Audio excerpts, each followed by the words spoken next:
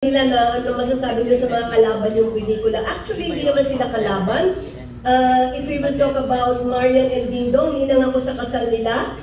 And then, best sa Badet and, Badet and... Derry and Badet.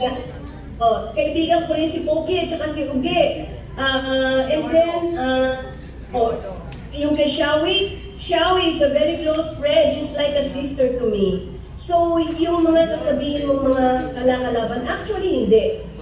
Maybe mayroon lang kasing Metro Manila Film Festival kung saan may mga awards, kaya sasabihin mong magkakalaban. Pero malaking bagay sa akin, lalo na sa dalawa kong kaibigan, kay Uge at kay Poki, sana nga inibitahan nila ako sa premiere night nila. Kung hindi lang sana naging ganito yung nasa sick mode ako, I really wanted to see them sa premiere night nila. Kasi nangako sila, papanoorin din nila yung When I Met You in Tokyo. And unfortunately, hindi na-allow hindi na-allow ng health ko. Kaya to all of them, Edbo, umakting pala si Edbo kanina. Yes! Rockstar siya! Pinagayan ka, papanoorin ko yan. Titignan ko kung paano nila ginawa si Emil sa relasyon.